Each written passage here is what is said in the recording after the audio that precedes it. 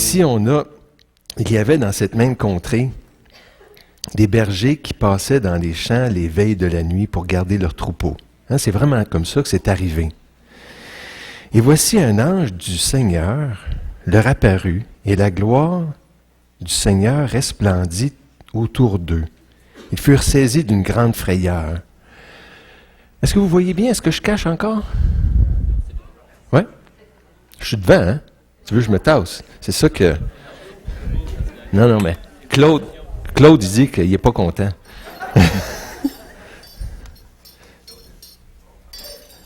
C'est mieux, ça? Ouais. Bon, fait que... et là, si on continue l'histoire, mais l'ange leur dit, « Ne craignez point, car je vous annonce une bonne nouvelle qui sera pour tout le peuple le sujet d'une grande joie. C'est qu'aujourd'hui, dans la ville de David, il vous est né un sauveur, qui est le Christ, le Seigneur. » C'était ça la bonne nouvelle. Et là, c'était vraiment une grande surprise de voir un ange apparaître comme ça pour se déplacer, pour annoncer cette bonne nouvelle-là. Et voici à quel signe vous le reconnaîtrez. Vous trouverez un enfant emmailloté et couché dans une crèche. Et puis, là, il est arrivé une multitude d'anges qui chantaient justement le chant qu'on a chanté, peut-être. Gloire à Dieu dans les lieux très hauts. Et soudain, il se joignit à l'ange une multitude de l'armée céleste, louant Dieu et disant, gloire à Dieu dans les lieux très hauts, et paix sur la terre parmi les hommes qui l'agréent. Et c'était la scène qui est arrivée dans une étable où est-ce que Jésus est né. Et puis, ce que j'aimerais qu'on parle aujourd'hui, c'est de ça. Pourquoi Jésus est venu pour nous sauver? C'est qu'aujourd'hui, dans la ville de David, il vous est né un sauveur. Pourquoi est-ce qu'il est venu nous sauver? Pourquoi ça ne serait pas juste nous donner l'exemple, un bon exemple, comment vivre? Parce que Jésus, c'était quand même une bonne personne. Pourquoi est-ce qu'il n'était pas venu juste pour être un guide? Voici, vous devez vous aimer les uns les autres. Mais il dit non. Une bonne nouvelle, dans la ville de David, il vous est né un sauveur. Pourquoi est-ce qu'il est venu nous sauver? Et c'est ça que j'aimerais qu'on regarde aujourd'hui. Dans le fond, la Bible dit on a tous un problème dont on doit être sauvé, comme une maladie dont on doit être guéri. On est tous infectés par le péché, qui tôt ou tard, même si ça ne paraît pas, va donner de la souffrance, va donner la mort, va donner un paquet de problèmes. Et puis c'est de ça dont on doit être sauvé. Et puis, j'aimerais ça qu'on regarde une trentaine d'années plus tard, quand Jésus était plus vieux, l'histoire de quelqu'un qui a compris cette idée-là d'un sauveur. Et c'est l'histoire de la femme samaritaine, encore on pourrait dire comme désespérée, parce qu'il n'y avait pas beaucoup d'espoir. Et puis de voir comment est-ce que même pour elle, Jésus a accompli cette promesse-là d'un sauveur. Mais peut-être qu'avant, on pourrait prier que le Seigneur nous parle, nous fasse du bien. Puis dans le fond, ce qu'on va faire, là, tranquillement, pas vite, on va regarder l'histoire, et puis que le Saint-Esprit nous touche. On prie? Seigneur grand Dieu, merci qu'on puisse être assis ce matin ici et pouvoir considérer les Écritures, ce que tu nous as laissé 2000 ans plus tard ici à Trois-Rivières pour considérer pourquoi est-ce qu'on avait besoin d'être sauvé. C'est quoi la bonne nouvelle d'un sauveur? Touche nos vies, touche nos cœurs, notre entendement. Parle de nous, fais-nous du bien. Inspire la personne aussi qui va apporter son témoignage tout à l'heure, Linda. Sois avec elle et que ça puisse tout ça toucher nos cœurs, nous réjouir, comme ça l'a fait pour les bergers qui ont entendu la bonne nouvelle. Dans le nom puissant de Jésus-Christ qu'on te prie. Amen. Donc on va la lire, puis on va la commenter un petit peu, puis ça ne sera pas plus compliqué que ça. Alors ça dit dans la Bible, puis là je vous encourage ceux qui veulent lire, mais dans le fond j'ai mis le texte ici parce que des fois on a toutes sortes de différentes versions, puis c'est plus facile de lire ensemble. Les pharisiens, dans Jean 4, les pharisiens entendirent raconter que Jésus faisait et baptisait plus de disciples que Jean. Jean le Baptiste. Il en faisait plus que Jean le Baptiste. En réalité, Jésus lui-même ne baptisait personne. C'était ses disciples qui baptisaient. Peut-être qu'il voulait les mettre de l'avant, leur donner de l'importance, les engager, leur faire jouer un rôle. Puis il disait, non, vous autres, allez-y, c'est correct. Et puis qu'il les approuvait. Et puis là, ses disciples baptisaient. Jésus, il ne baptisait pas. Quand Jésus apprit ce que l'on racontait, il quitta la Judée et retourna en Galilée. Jean le Baptiste n'était pas bienvenu, puis Jésus aussi. Jésus ne cherchait pas la chicane. Fait que c'est bon, on va s'en aller. Pour y aller, il devait traverser la Samarie. Il arriva près d'une localité de Samarie, appelée Sichar, qui est proche du champ que Jacob avait donné à son fils Joseph. Là, on mentionne beaucoup de noms et d'endroits. Ça n'a peut-être pas beaucoup d'importance, mais j'ai mis une petite carte ici. Je ne sais pas si vous voyez, là, en bas, là, on a la Judée. La Judée avec Bethléem et puis Jérusalem. Et puis là, on pouvait aller en haut, en Galilée. C'est ça qu'il voulait faire. Et on pouvait prendre le chemin direct ici, la flèche jaune, qui passait par une ville que j'ai soulignée ici en jaune, Sichar. Ou bien on pouvait faire le grand détour pour éviter de passer par la Samarie. Parce que la Samarie, il y avait des personnes qu'on n'aimait pas. Un petit peu racistes. Mais lui, il disait, non, il fallait qu'il passe par là, par la Samarie. Puis, j'avais trouvé ça intéressant, cette carte-là. Il y en a de la montagne, des côtes, puis tout ça. Et puis là, notre ville est ici. C'est 110 km à pied, parce que ça monte, ça descend. 17 heures de marche, voyage de 4 jours. C'est un peu le paysage qui est là-bas. C'est le fun, ils n'ont pas de neige. Pelleter à chaleur, c'est pas le fun. On retourne dans le texte. Là se trouvait le puits de Jacob. Jésus, fatigué du voyage, s'assit au bord du puits. Il était environ midi. Là, il fait chaud. Il fait vraiment chaud. Puis à midi, il fait le plus chaud.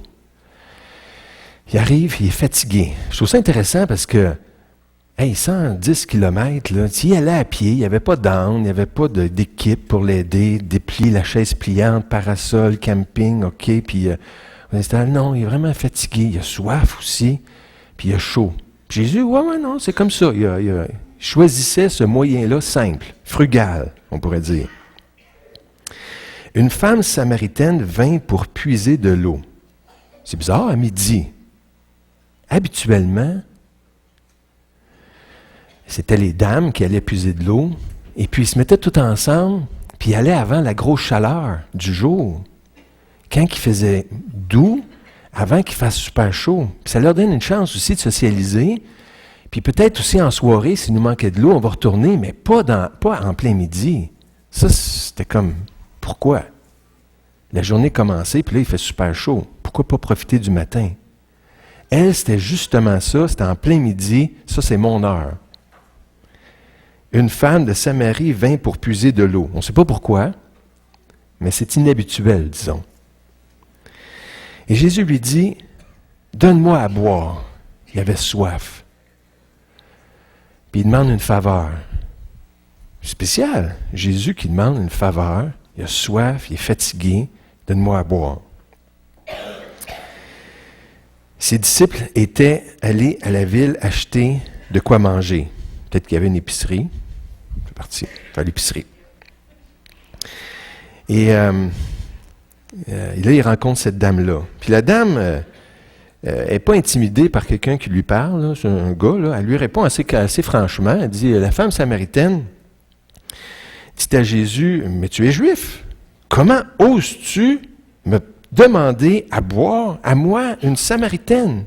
Voyons donc. Qu'est-ce qui se passe avec toi? » Puis il n'était pas gêné. Il n'était pas intimidé par le gars. Et il répond, « Hey, wow, c'est quoi ton affaire, toi? T'as un problème? » Et puis, comme elle le remet à sa place, tu dis, « OK, prends tes distances. » Et puis, Jésus ne se décourage pas.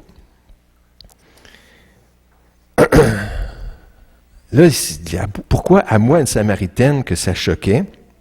Juste pour dire ici, je n'avais pas lu, c'est dit en effet, c'est une petite note que l'évangéliste Jean nous donne pour expliquer, parce qu'on ne saurait pas, là, 2000 ans plus tard, pourquoi. En effet, les Juifs n'ont pas de relation avec les Samaritains.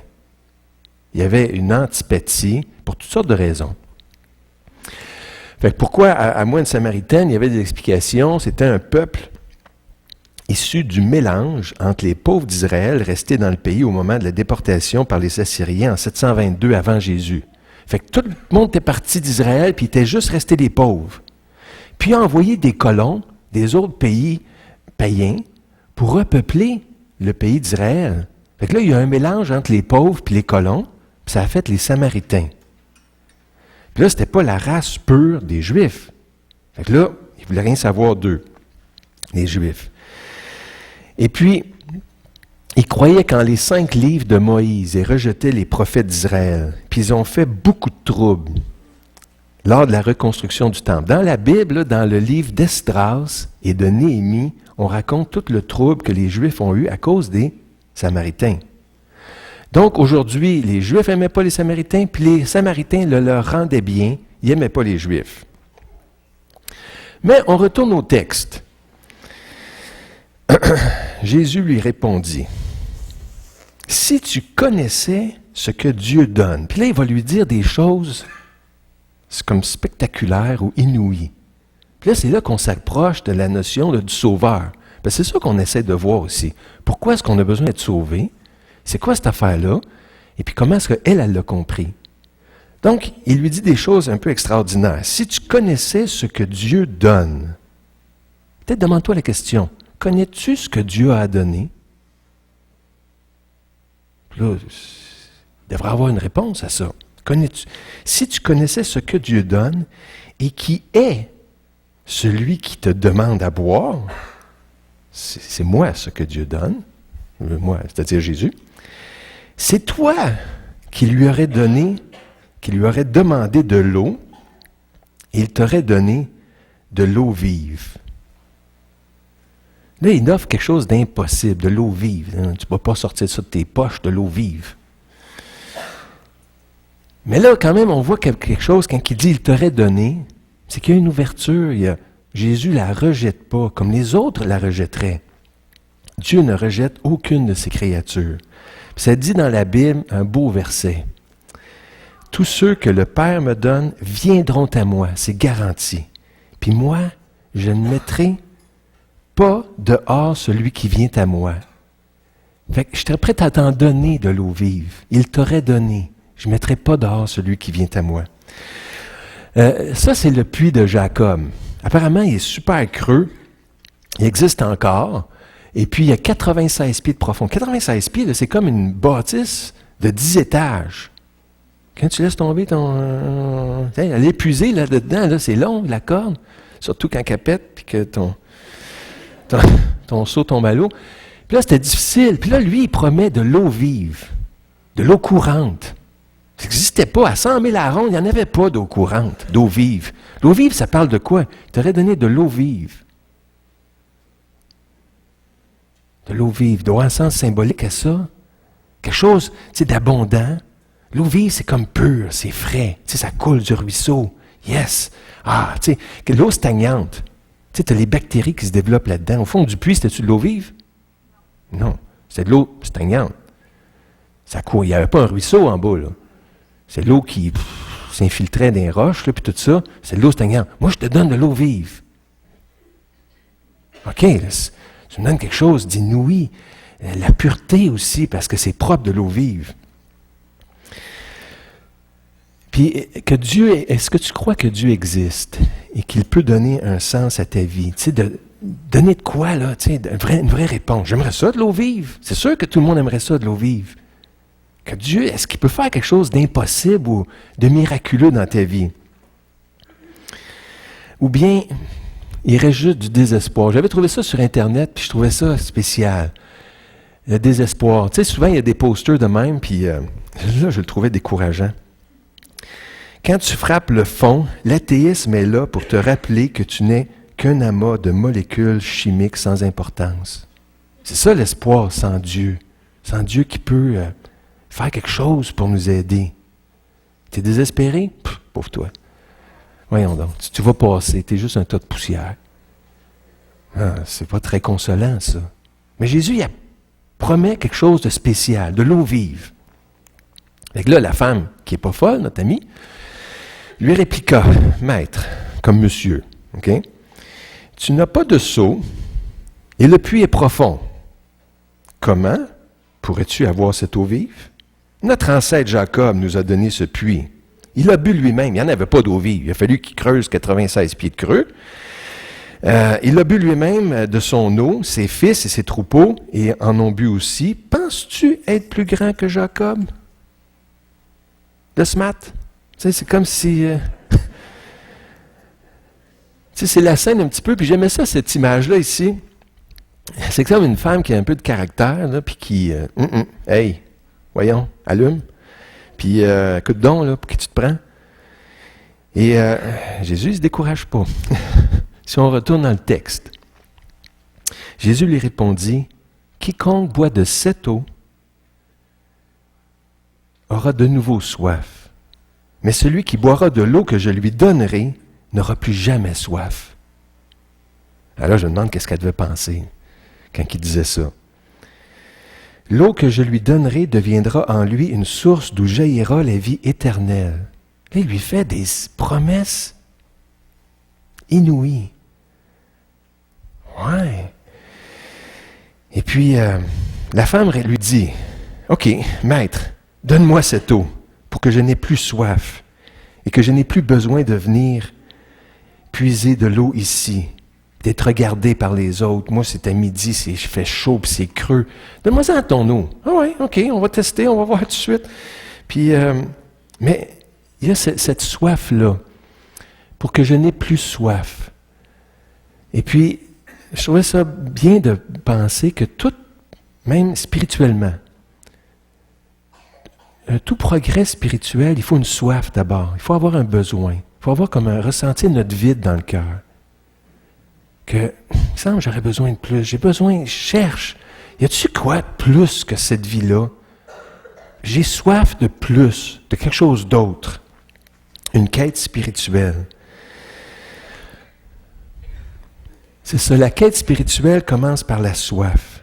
Puis de réaliser qu'on a un vide dans le cœur, ça serait donc le fun. Tu sais, des fois, on tente de le combler, ce vide-là, par des amis, par de la bonne bouffe à Noël, par de la musique, par des parties, par aussi le travail, la carrière, le succès.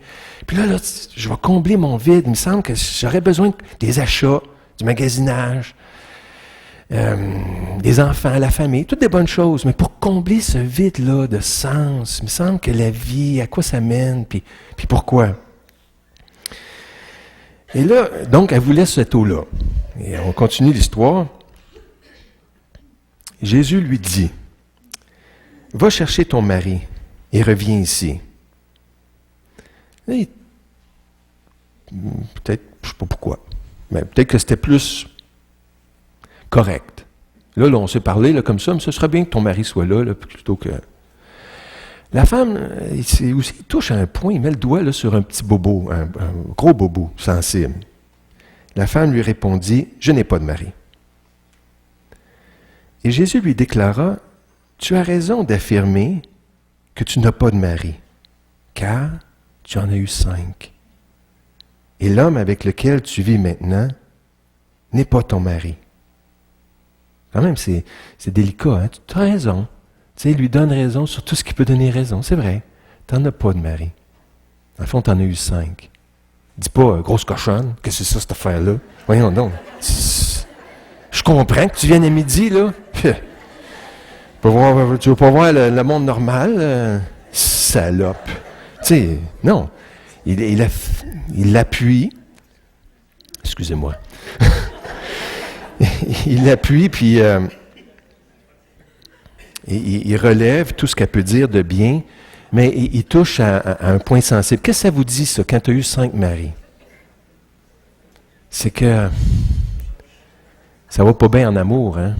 T'es pas chanceuse en amour quand tu en as eu 5. Puis le dernier, tu t'es même pas donné la peine de le marier. Parce que, tu sais, tu voulais pas un autre échec. C'est ça que ça dit, hein, 5 maris. C'est pas tout tuer à la guerre, là, parce que sinon, le dernier, elle l'aurait marié. Le 6e. C'était que... Puis quand tu te maries jamais à l'idée de te séparer, de te divorcer, tu fondes des espoirs là-dedans. Puis c'est une rupture amoureuse qui déchire, qui est difficile. Fait qu'il met le doigt sur un bobo. Et donc, il lui dit, tu as dit la vérité. Je t'appuie, je suis d'accord avec toi. Il manquait un petit bout à la vérité, mais tu as dit la vérité quand tu as dit que tu n'as pas de mari.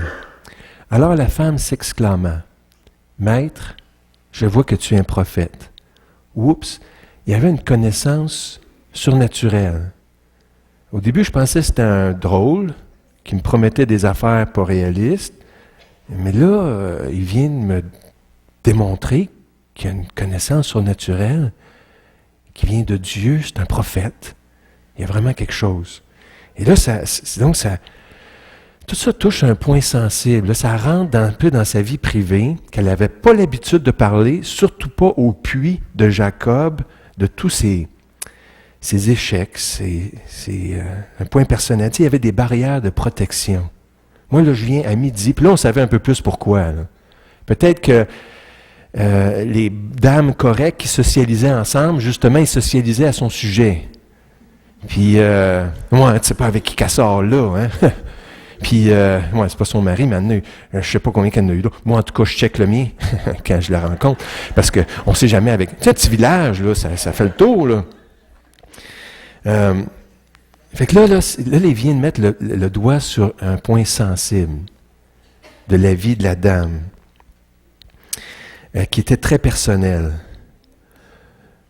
et qui touchait la notion de rejet, d'échec, de honte, de désespoir, d'amertume. Et c'est là que le Sauveur commence à prendre du sens, quand tu vis des choses comme ça. Puis peut-être que tu n'en vis pas, toi, de rejet, d'échec, que ça va super bien, tu arrives à combler le trou dans ton cœur, tu arrives à le combler super bien, que tu n'en es même pas conscient qu'il y en a un trou dans ton cœur. Mais l'annonce d'un Sauveur qui sera pour tous un sujet d'une grande joie, là, c'est qu'on a tous un... Même si tu n'as pas besoin de le sentir, ton trou, pour en avoir un.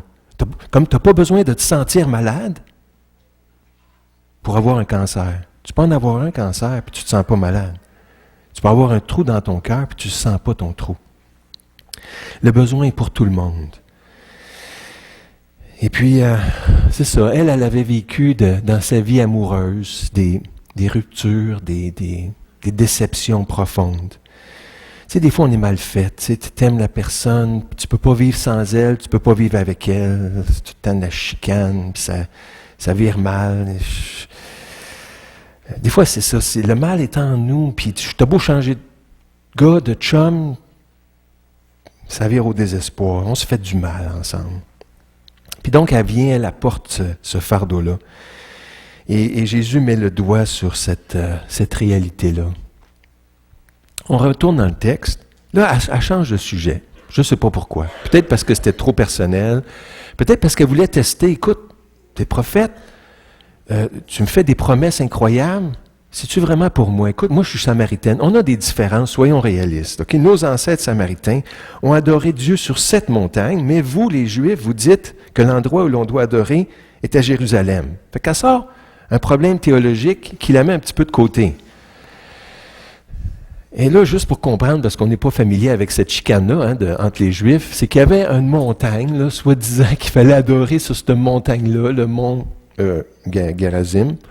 Et puis, qui était là, on voit une vue, puis là, devant le mont Ébal. Eux autres avaient choisi un autre mont qui disait, non, ça c'est bien le mont Gérazim. Chicane, qui semble sans importance, mais pour eux autres, c'était important. Et donc, Jésus répond à ça. Jésus lui répondit, « Crois-moi, le moment vient où vous n'adorerez le Père ni sur cette montagne, ni à Jérusalem. » Et là, c'est un petit peu raide ce qu'il leur dit. Tu sais, des fois, on dit, « Écoute, pourvu que tu adores Dieu, c'est correct. » Là, lui dit, « Donc, vous, les Samaritains, c'est pas la même chose que nous, les Juifs. Vous, les Samaritains, vous adorez Dieu sans le connaître. Oups. Nous, les Juifs, nous l'adorons et le connaissons, car le salut vient des Juifs. Et là, de ça, tu sais, j'en conclus que la sincérité, c'est beau, mais c'est pas suffisant. Il faut aussi la vérité. Jésus est en train de dire, oui, c'est correct, vous adorez, mais il faut adorer la bonne personne. Et Jésus est très exclusif. Celui qui apporte la bonne nouvelle, là, le Sauveur, était très exclusif. Il dit dans Jean 14, 6, Jésus répondit, « Je suis le chemin. » Pas un chemin, je suis le chemin, la vérité, la vie. Puis si ce n'est pas assez clair, personne ne peut aller au Père autrement que par moi. Très exclusif. Puis, il rend service. Si c'est ça la vérité, c'est bien de l'admettre, et ça rend service de le dire. Retournons au texte. Mais le moment vient, et il est même déjà venu, où les vrais adorateurs adoreront le Père en étant guidés par son esprit et selon sa vérité. Tels sont les adorateurs que veut le Père. Je trouvais ça bien intéressant, là. Que veut le Père. Dieu est esprit et ceux qui l'adorent doivent l'adorer, en étant guidés par son esprit et selon sa vérité. Quand on vient le matin, là, pour la louange, des fois on se dit « Ah, c'est pas grave, c'est juste des chants. » Mais c'est un temps très important, je trouve. Moi, ça m'édifie parce que le Père veut qu'on vienne. Là, il veut. Hey, moi, je voulais que tu viennes dimanche matin pour m'adorer. Comment ça se fait que tu n'étais pas là? Pourquoi tu es en retard? Moi, je voulais que tu viennes m'adorer, c'est important. Puis, ils doivent m'adorer. Puis là, moi, je trouve ça bien de venir ici, parmi tous les gens qui aiment le Seigneur, puis là, d'apporter nos louanges, simplement, mais de l'adorer. C'est important pour nous, parce que c'est important pour lui. Donc, en tout cas, on retourne dans l'histoire. Jésus apporte ces précisions-là qui vont l'adorer selon la vérité. La femme lui dit, peut-être qu'elle était déjà dépassée, parce que ça ne l'intéressait peut-être pas trop la question même théologie. Là. Fait qu'elle dit, écoute, la femme lui dit, je sais que le Messie, c'est-à-dire le Christ, va venir. Quand il viendra, il nous expliquera bien toutes ces choses-là. Jésus lui dit, je le suis. Moi qui te parle. Hey, c'est quelque chose. Il n'avait pas dit ça à Nicodème, juste le chapitre d'avant, mais à cette dame-là, hey, elle devait être importante pour lui. Je le suis. Il se révèle comme étant le Messie. C'est beau ça, hein? Il lui dit, là, je le suis, moi qui te parle. Je prends du temps avec toi. Qu'est-ce qu'elle avait compris jusqu'à date? La dame. Dans ce petit entretien-là, il y avait des choses qu'elle avait compris. Que Jésus a une connaissance surnaturelle au sujet de ses 5 maris. Donc, c'est un prophète et il vient de Dieu. Elle avait compris aussi que s'il vient de Dieu, ben, il dit la vérité, il doit savoir ce qu'il dit, quand il dit.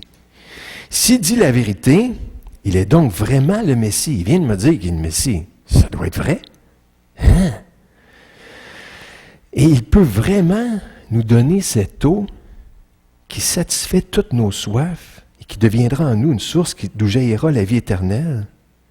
Puis là, il avait compris d'autres choses. Il avait compris aussi que si le Messie me parle de même, donc Dieu, il m'aime, malgré tout ce que j'ai fait.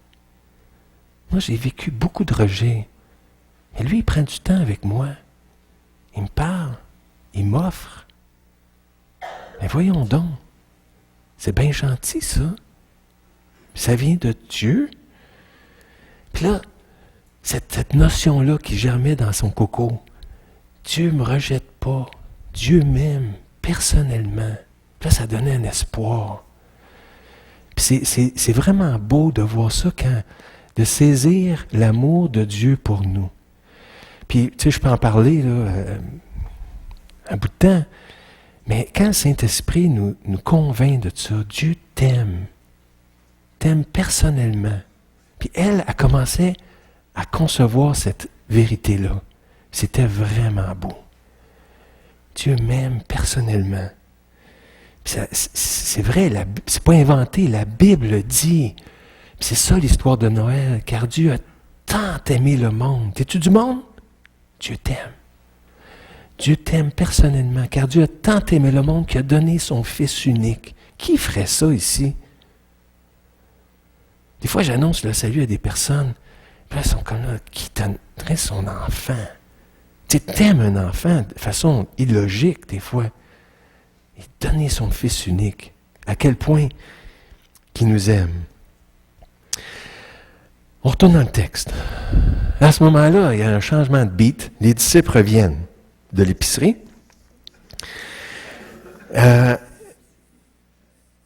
Et ils furent étonnés de le voir parler avec une femme. Ça se fait pas. Dans ces pays-là, ça se fait pas. C'est indécent, immoral, surtout une Samaritaine. Tu te salis en faisant ça. Tu peux pas parler à une Samaritaine, une femme. C'était surtout un rabbin, un enseignant comme Jésus. Où est-ce que je suis rendu? De parler avec une femme, mais aucun d'eux n'osa lui demander « Que lui veux-tu? » ou « Pourquoi parles-tu avec elle? » Et là, la femme, ça lui donnait un petit temps pour décliquer, là. Alors la femme laissa sa cruche d'eau. Là, c'est beau, hein? Il avait promis de l'eau vive, hein? Puis que tu n'auras plus jamais soif, elle n'avait plus besoin de sa cruche. Puis là, il y avait comme quelque chose de plus important. Puis là, tassez-vous de là. Tu sais, quand tu as une bonne nouvelle, puis tu as un nouvel espoir, une bonne nouvelle, tu sais, tu veux, puis tu sais, tout ce que tu peux faire pour la partager, tu ne peux pas la garder pour toi. Et il retourna à la ville et dit aux gens, « Venez voir un homme qui m'a dit tout ce que j'ai fait. » Là, les autres, j'aimerais ça voir leur face. Oh non! Puis peut-être certains gars, y as-tu parlé de moi? Qui se sont dit, tout ce que tu as fait. Mais de la voir là, dégêner tout d'un coup de même, hein, il a passé de quoi? Là? Il se passe de quoi? Là? C'est pas dans sa nature. Là. C'était, elle fuyait le monde, puis là, elle vient nous parler, puis elle me parle même de son arrière-plan, de ses péchés. Serait-il peut-être le Messie? Ils sortirent donc de la ville et vinrent trouver Jésus. Tellement qu'il était touché. Puis je trouvais ça beau. L'espoir donne des ailes pour aider ceux qui n'ont pas cette richesse-là. Quand tu commences à catcher que l'amour de Dieu, c'est trop beau. Tu veux le partager. Puis l'espoir qui libère. Puis là, qui donne, hey, si je suis importante pour Dieu, ne me dérange plus ce qu'il pense de moi dans le village. Puis peut-être que vous aimeriez être important aussi pour Dieu, vous autres aussi. Puis c'est ça, cette notion-là. Il fallait un miracle pour changer le cœur de cette femme. Puis c'est le Saint-Esprit qui rend capable de croire que Dieu est vivant, qu'il t'aime. Puis, juste ça, là. Peut-être qu'à ce point-ci, c'est pas clair dans ta tête. Est-ce que Dieu t'aime vraiment? Est-ce que Dieu m'aime vraiment? Mais une chose que tu peux faire, c'est de lui demander, écoute, dis ça dans ton cœur. S'il y a un espoir pour moi, touche mon cœur. Révèle-toi à moi pour que je comprenne et saisisse cet espoir qui est en Dieu. Si tu m'aimes vraiment, là, tu peux lui demander, ouvre-les mon cœur pour que je comprenne. Parce que là, c'est pas clair. Puis j'aimerais vraiment ça par contre. Fais cette prière-là. Et peut-être pour expliquer un peu plus, on va prendre quelques minutes. J'ai demandé à Linda Essiambre de nous raconter son témoignage personnel. Comment est-ce qu'elle a compris comment faire pour combler le vide dans notre cœur et trouver la paix. Fait que je me demanderais à Linda si elle veut venir et puis nous raconter comment est-ce qu'elle a cheminé. C'est le fun d'entendre l'histoire de quelqu'un, ça réchauffe le cœur. Et puis ce qu'elle a vécu, qu'on puisse se l'approprier aussi. Tiens, tu peux venir ici.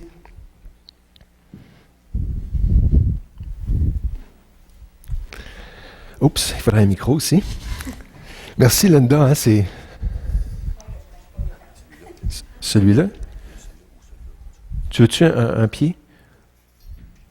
Tu peux le tenir comme ça. Comment ça marche ça? On. Merci, hein? Bonjour, je m'appelle Linda. Il a bien choisi Comprenez-vous Le son, c'est bon? OK. Bonjour, je m'appelle Linda. Il a bien choisi la personne pour donner son témoignage parce que j'ai passé à un poil sa soupe de m'appeler Noëlla. J'ai été baptisée à l'Église catholique le 25 décembre. Je suis l'épouse d'André Desharnais. Nous sommes mariés depuis 31 ans. Dieu nous a donné 2 filles et 3 petits-enfants jusqu'à maintenant et tous nous remplissent de joie et de bonheur. Je travaille chez Dessau. Je suis dessinatrice en développement urbain et transport. Je dessine la voirie et les réseaux souterrains. J'ai grandi dans une famille catholique non pratiquante. Et dans ma famille, les paroles valorisantes et les marques d'affection étaient absentes parmi nous. Ce qui fait que j'ai grandi avec une mauvaise estime de moi et un sentiment de mal-aimé. Je me sentais souvent seule et triste, malgré que nous étions 4 enfants. À l'école, on m'enseignait le petit catéchisme et j'ai vite compris que Dieu pouvait être mon ami imaginaire. Et je pouvais lui confier des choses. Je me souviens qu'avant chaque examen, je lui demandais de m'aider, car je n'étais pas la super bolle dans mes classes. Du secondaire 1 au secondaire 3, j'ai fait plusieurs camps de liturgie. Aujourd'hui, je crois que Dieu, déjà à cette époque, traçait mon chemin. À 17 ans, j'ai commencé à sortir dans les bars. Je n'ai jamais pris de drogue, jamais saoulée. En résumé, j'étais une fille plate, indépendante et très gênée, ce qui me donnait la réputation de snob. J'ai commencé à travailler à l'âge de 17 ans chez des arpenteurs. Il y avait un garçon qui travaillait là aussi. Il ne restait pas loin de chez moi et on voyageait souvent ensemble à pied. Il me parlait souvent de Dieu, il me partageait souvent des versets de la Bible et je trouvais ça intéressant. Je l'écoutais et quand il partait de son bureau pour aller travailler dehors, j'allais voir dans son bureau pour voir ce qu'il écrivait dans son petit carnet et ce qu'il soulignait dans son petit Nouveau Testament. Je travaillais aussi avec une fille du Nord qui n'arrêtait pas de me parler de la fin du monde et des catastrophes qui arriveraient. Elle me donnait la frousse. J'avais une peur de mourir et surtout une peur bleue de l'enfer. Vu que moi aussi, j'avais des Nouveaux Testaments, et Bernard m'en avait donné un aussi, j'ai commencé à lire dans l'Apocalypse de Jean pour voir si ça serait si terrible. Pas besoin de vous dire que mes craintes et angoisses sur l'enfer augmentaient de plus en plus. À 18 ans, j'ai commencé à fréquenter un garçon. On s'est fréquenté 2 ans et je l'ai laissé. Ce fut ma première peine d'amour. Quelques semaines plus tard, ma sœur et ma belle-mère m'ont invité à un gros congrès charismatique au printemps 1979 au Stade olympique de Montréal. Le centre du stade était rempli d'évêques, de prêtres, religieux et religieuses, tous avec leurs grandes robes de grande sortie, et c'était très impressionnant. Le stade était full à craquer.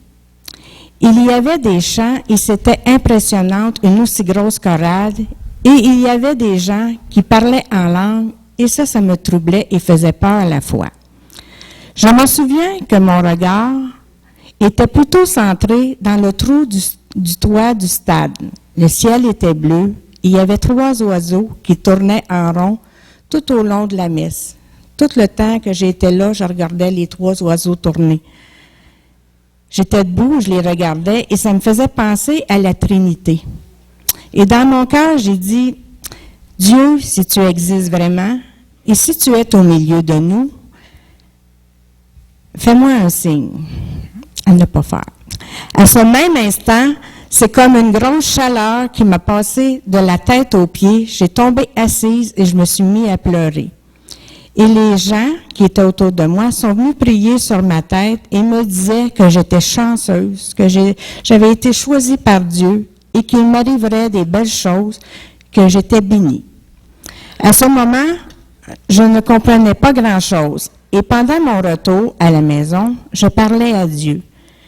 Et j'en ai profité pour demander à Dieu que si je rencontrais un gars, je voudrais que ce soit celui qui deviendrait mon mari et avec qui j'aurais des enfants et que toute la famille, on pourrait servir et louer Dieu.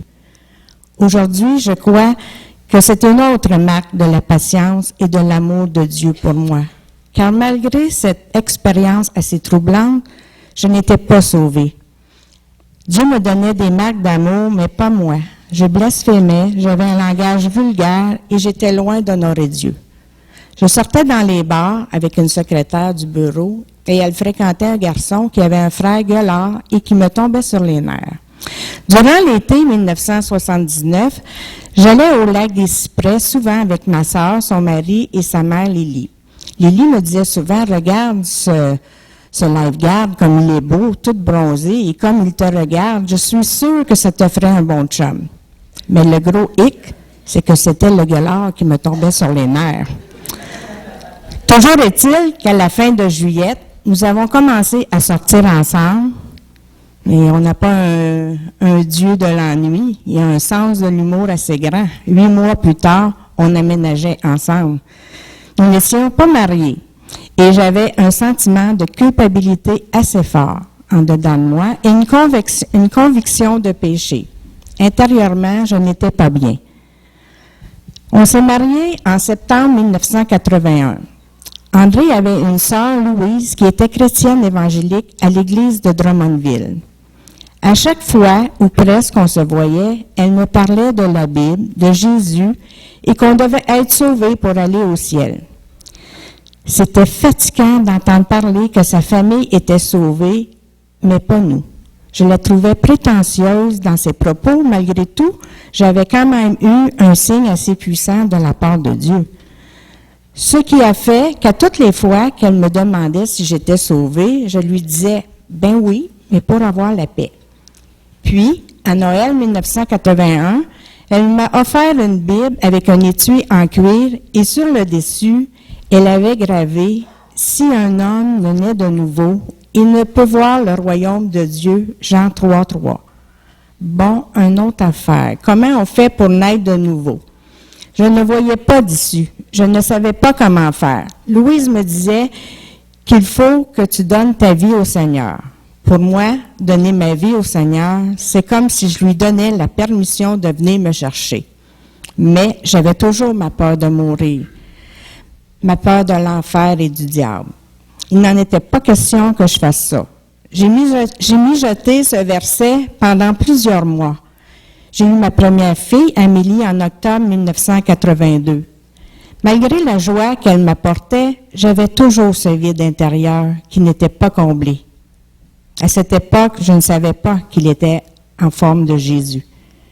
Un soir, en mai 1983, j'étais découragée, déprimée. Je me suis couchée en pleurant et là, j'ai vu mes péchés défiler.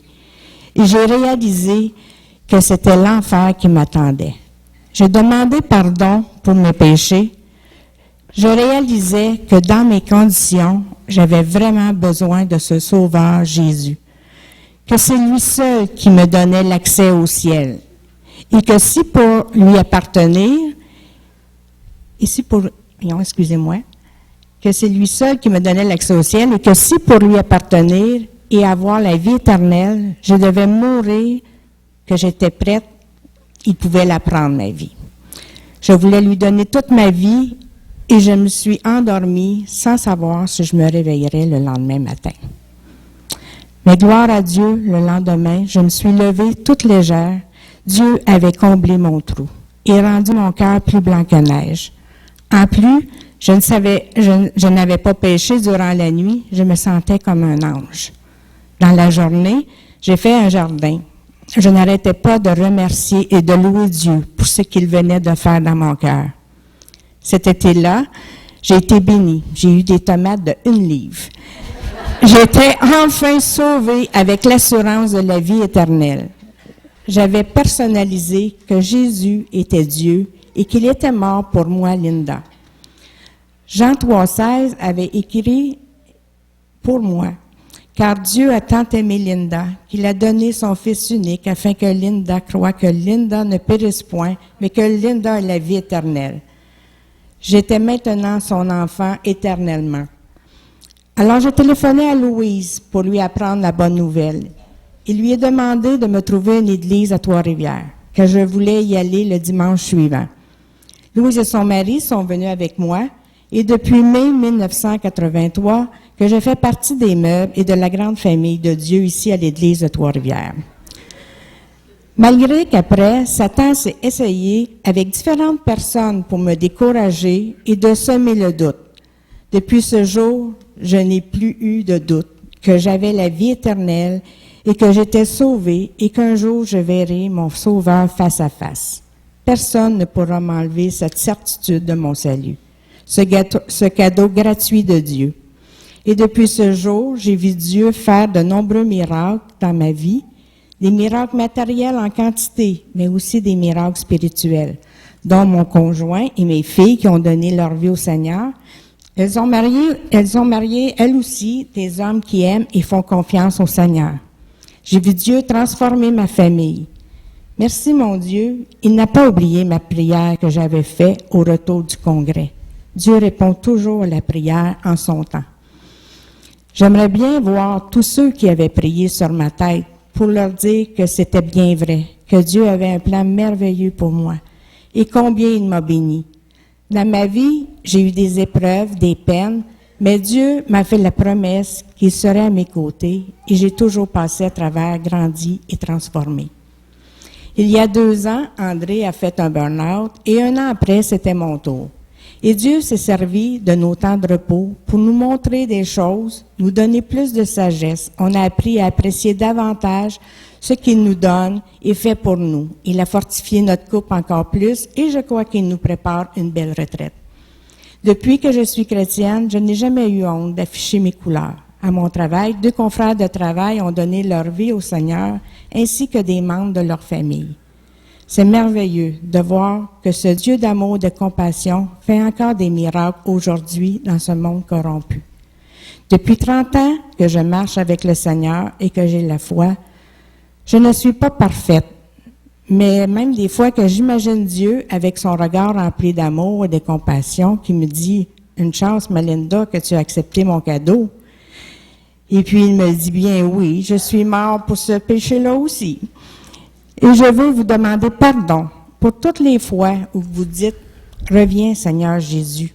Moi, j'ai une petite voix intérieure très égoïste qui dit « Non, attends, mes petits-enfants, attends que mes petits-enfants te donnent leur vie et que les gens que j'aime aussi. » C'est peut-être à cause de moi que Jésus retarde à venir. Que mon Dieu fidèle vous bénisse abondamment, autant qu'il l'a fait pour moi les miens. Amen.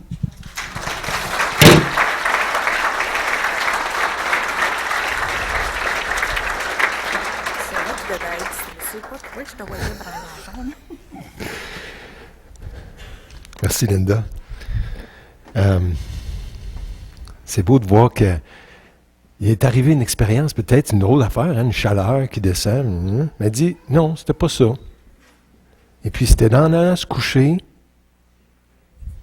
de déprimer, de voir ses péchés, de voir son problème, de faire appel à Dieu. Aide-moi. Tu m'aimes, tu as pardonné mes péchés, j'accepte. Même si tu veux venir me chercher à soir, aide-moi, j'accepte, je te donne ma vie. Et de voir que ça a changé quelque chose concrètement dans la vie de Linda. Et puis dans la mienne, puis dans celle d'un paquet de monde aussi. Et là, de voir, il y a vraiment quelque chose là-dedans. On retourne au texte. Beaucoup de Samaritains de cette ville crurent en Jésus parce que la femme leur avait déclaré « Il m'a dit tout ce que j'ai fait ». C'est pourquoi, quand les Samaritains arrivèrent auprès de Jésus, ils le prièrent de rester avec eux et Jésus resta là 2 jours. Même chez les Samaritains, manger leur nourriture. Un Juif ne ferait jamais ça. Non, on reste avec eux autres. Il les aimait. Ils furent encore bien plus nombreux à croire à cause de ce qu'il disait lui-même. Et il déclarait à la femme, « Maintenant, nous ne croyons plus seulement à cause de ce que tu as raconté, mais parce que nous l'avons entendu nous-mêmes.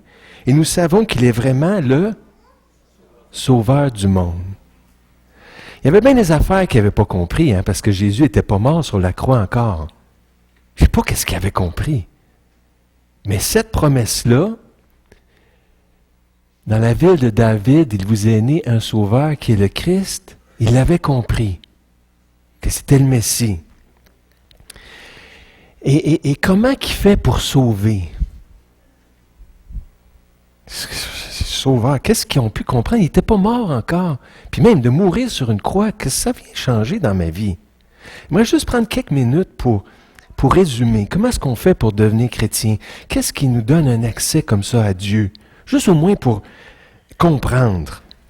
Si on résume un petit peu jusqu'ici, OK? Il y avait une promesse faite par un ange au premier Noël qui était celle d'un sauveur. 1. Jésus, le cadeau de Dieu, est venu se manifester aux Samaritains comme sauveur. Ils l'ont reçu avec joie. Ensuite, Jésus nous a sauvés en mourant sur la croix pour payer la pénalité de nos péchés à notre place. Oups! C'est ça. Mais pourquoi mourir sur une croix? Qu'est-ce que ça change? Pourquoi payer pour nos fautes? Il ne peut pas simplement pardonner. Pourquoi se donner tant de troubles? Hein? Est-ce que vous posez des fois la question? Et puis, pour essayer de répondre à ça, j'aimerais qu'on regarde un événement qui s'est passé dans notre société québécoise puis qui fâche beaucoup de monde. Je ne sais pas si vous reconnaissez cette image-là. Hein? C'est le docteur Isabelle Gaston, une urgentologue. Et puis, pourquoi il fallait qu'il meure sur une croix? Parce que nos fautes sont graves. Et puis regardez le message qu'elle porte, que tous ses souteneurs aussi portent. Rendons nos criminels responsables de leurs actes. Ils devraient payer. C'est pas correct qu'ils ne payent pas. La libération de Guy Turcotte offense les Québécois. Peu importe si les juges ou les spécialistes de la santé mentale pensent le contraire et trouvent ça correct, les Québécois disent non, c'est pas correct. Les gens pensent qu'ils devraient être tenus responsables. Tu sais, il y a une madame, là, c'est des macabres un peu, là, mais au Saguenay, là, la madame Cathy Gauthier, elle avait tué ses 3 enfants. Bon. Mais là, elle a la prison à vie, elle. Bon. Et puis, même le gars, Robert Latimer, là, il avait tué sa femme, lui, par compassion, parce qu'elle était super malade. Sa fille, oui, excusez. Merci, vous me suivez. Et puis, il a été 10 ans en prison. L'autre, même pas à 4 ans, il tue ses 2 enfants. Il s'en va libre. Tu sais, elle dit, c'est pas correct, c'est pas juste. C'est ça qu'elle écrivait dans Le Devoir, on pouvait lire ça. Pour Isabelle Gaston, son ex-conjoint, c'est arrivé juste le 13 décembre qu'elle disait ça, le 11 décembre qui a été libéré, qui assistait mercredi aux audiences. La société lance ainsi le message qu'on peut tuer sa femme, par exemple, parce qu'on est triste et en colère, et s'en tirer en disant qu'on n'était pas là, mentalement. Au moment des événements, je n'ai jamais cru à la thèse de la maladie mentale, a-t-elle dit. Pour moi, on vient de relâcher un criminel, a-t-elle dit. Tu sais, c'était assez malade mental pour tuer ses enfants, il est encore malade mental comme ça, là, tu sais, c'est moins de 4 ans après, là, il est trop malade mental pour sortir. Tu sais, elle dit, il devrait payer, c'est pas juste. Et il y a des offenses que nous, là, c'est pas pour ramasser tout ça, puis je sais, c'est fâchant en soulevant ces choses-là, ça nous trouble, mais c'est pas ça mon point vraiment, là, ce matin. Mon point, c'est qu'il y a un principe comparable qui se passe spirituellement. Il y a des choses pas correctes qui se font, et puis, nous, ça ne nous dérange pas trop, mais ça dérange Dieu. Guy Turcotte, ça nous dérange, mais ça n'a pas l'air de déranger les spécialistes en santé mentale ou les juges. Le même principe s'applique entre Dieu et nous. L'attitude et le comportement des êtres humains offensent Dieu. Pourquoi qu'il fallait qu'il meure sur une croix? Parce qu'on a offensé Dieu. Peu importe si les hommes pensent le contraire et trouvent ça OK. Dieu croit que les humains devraient être tenus responsables. Quelle est leur faute? Ces créatures se devaient de l'aimer. Il y a bien plus de ça comme faute, mais entre autres, ils se devaient de l'aimer et le mettre en premier. Mais nous ne lui avons pas donné l'honneur qu'il mérite et nous avons ignoré la volonté de la majesté divine. Il y a eu une révolte, une rébellion. Puis Dieu pense que ce péché-là de révolte est grave, qui doit être réglé. Et puis de penser à ça. Est-ce que j'ai rendu à Dieu l'honneur, l'adoration, la gloire, l'obéissance qu'il mérite, mon Créateur mérite? Je lui devais ça, je lui ai refusé ça. Ce geste de révolte-là, c'est grave. Ce que Guy Turcotte a fait, c'est grave pour nous. Mais ce geste de révolte-là, pour Dieu, c'est grave. Il faut que ce soit réglé. Et tu n'as pas besoin d'être d'accord, d'être coupable pour l'être coupable. Et il y a eu des conséquences. Il y a eu une distance qui s'est créée, d'avoir été chassé. Ça, c'est dans le récit du Jardin d'Éden, où est-ce qu'Adam et Ève ont été chassés. Et la solution, c'est que Jésus est mort à notre place. Dans Ésaïe 53, verset 6, on dit « Nous étions tous errants, comme des brebis, chacun suivait sa propre voie en révolte contre lui.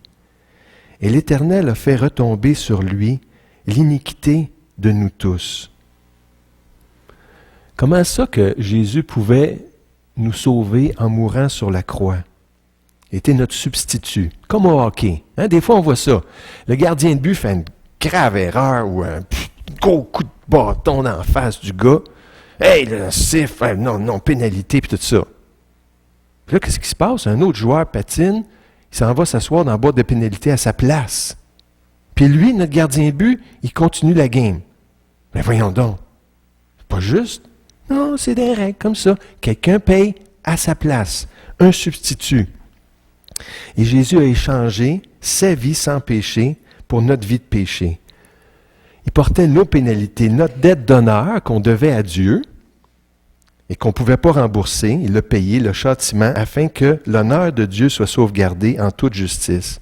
Ça, cette notion-là de substitut, c'est dans la Bible tout partout. Les petits versets.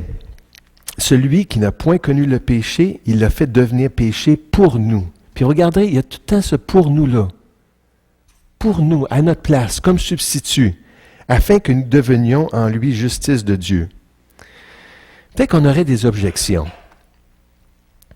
Tu sais, mais c'est pas juste. Moi, j'avais cette objection. Quand on m'a présenté l'histoire là, du salut, c'est pas juste. C'est moi qui ai fait des dégâts, c'est à moi à réparer les pots cassés. Avez-vous déjà pensé ça? C'est pas juste quoi, le petit tour de passe-passe, là, qu'un autre prenne ma place, un substitut. Non. C'est à moi à payer pour mes fautes. Et c'est pas juste qu'un autre paye pour. À moins, par contre, que la personne s'offre d'elle-même volontairement. Là, ça devient correct. Là, ça devient acceptable. Jésus n'était pas obligé de venir et accepter. Puis ça, c'est le même principe. C'est pas juste aussi que quelqu'un donne un rein pour être transplanté afin de sauver une vie, ou que quelqu'un donne un œil à un aveugle, pour s'il le fait volontairement, s'il était obligé, ce ne serait pas juste, mais s'il donne par amour, ça c'est correct. Puis Jésus, lui, a donné sa vie et sa justice par amour pour nous. Puis encore un autre pour nous ici. Mais Dieu prouve son amour envers nous en ce que lorsque nous étions encore des pécheurs, Christ est mort pour nous, comme substitut, comme remplaçant.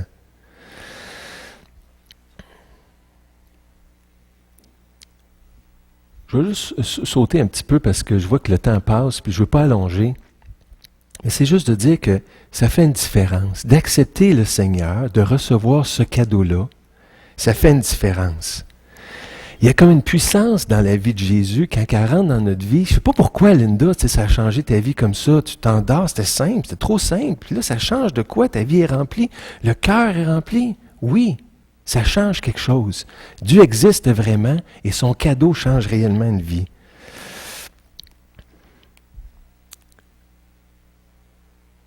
Donc, qu'est-ce qu'on fait avec le geste de Jésus? Et juste pour dire qu'il y a une décision à prendre face à ça. Dans le texte qu'on avait lu avant, si vous regardez ici, c'est dit « Et paix sur la terre parmi les hommes qui l'agréent ». C'est pas paix à tout le monde. Non, c'est paix parmi les hommes qui l'agréent, qui lui sont agréables. Dans une autre version, ça dit « Gloire à Dieu » et paix parmi les humains en qui il prend plaisir. Ah, il y a quelque chose pour prendre plaisir. Ça dit dans la Bible, une explication en rapport avec ça. Sans la foi, il est impossible de lui être agréable. Parmi les hommes qu'il agrée, agréable. Sans la foi, il est impossible de lui être agréable. Et donc, il y a une décision à prendre. À tous ceux qui l'ont reçu par la foi, de recevoir le cadeau. À ceux qui croient en son nom, comme Linda avait fait. OK, là, je te fais confiance. Oui, je vois tous mes péchés. Oui, je suis perdu. Je te la donne, ma vie. Viens, remplis-moi, remplis le vide dans mon cœur. Je veux te recevoir. Cette démarche-là, à tous ceux qui l'ont reçu, à ceux qui croient en son nom, elle, la lumière, c'est-à-dire Jésus, a donné le pouvoir de devenir enfant de Dieu. On a un cadeau qui nous est offert. Puis on a lu le texte. Si tu connaissais le don de Dieu, qui est celui qui te parle, c'est toi qui lui aurais demandé de l'eau et il t'aurait donné de l'eau vive. Est-ce que tu veux recevoir cette eau vive, ce cadeau-là, le plus beau cadeau de Noël? Il faut faire une décision, le recevoir, à tous ceux qui l'ont reçu.